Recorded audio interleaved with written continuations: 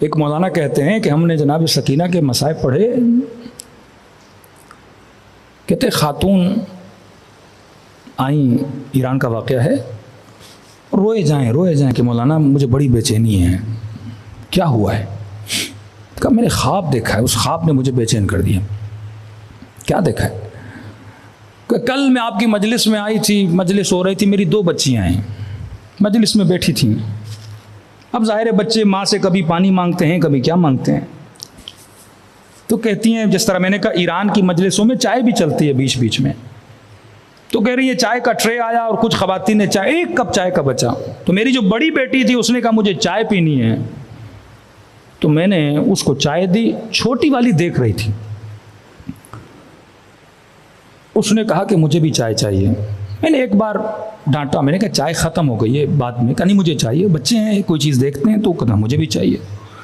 1 बार रोका, 2 बार रोका, 3 बार रोका। कहा इतना शोर किया इस बच्ची ने कि मुझे चाय चाहिए। कहा मैं सैयदजादी नहीं, लेकिन मेरा शोहर सैयद है, तो बच्चे मेरे सैयद हैं। 5-6 बार मना करने के बाद इतना मुझे उलझाने लगी कि मैं मौलाना की मजलिस नहीं समझ रही थी। तो कहती मुझे गुस्सा आ गया और मैंने ऐसे तमाचा मारा। माँ को गुस्सा आ जाता है, बच्चे को मार देती हैं। कहते मैंने इसे मारा, तमाचा मारने के बाद ये खामोश हो गई, बोली नहीं मुझसे। मजलिस खत्म हो गई, घर चली गई, चुप। कहती मौलाना रात को मैंने ख्वाब देखा, ख्वाब में मैंने रसूल खुदा को देखा और हाथ में चाय का ट्रे लेकर आए। कहा मैं सैयद नहीं, मेरा शोहर सैयद है, बच्चे सैयद हैं।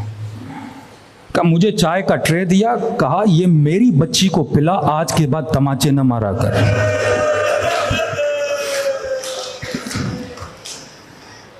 कहा जब से ख्वाब देखा है मुझे सुकून नहीं है। मौलाना ने समझाया, ये रसूल समझाने के लिए आए थे कि बच्चों को मारा न करो। नस्लों के इतने फासले के बाद भी अगर कोई सैयद बच्ची को तमाचा मारे, रसूल बर्दाश्त नहीं कर रहे। बीबी ज़ैनब फरमाती है, जिंदान शाम में जब गसाला इस बच्ची को गुस्ल देने लगी ना, तो कहा इसकी पीठ पे काले निशान देखे डर गई। कहा इस बच्ची की माँ कहाँ है? यतीमा बच्ची, माँ कहाँ आगे बढ़ती। बीबी ज़ैनब ने कहा मेरी बच्ची है। कहा बीबी ये बता इस बच्ची को कोई बीमारी थी? कहा क्यों? कहा इसकी पीठ पे इतने काले निशान क्यों हैं?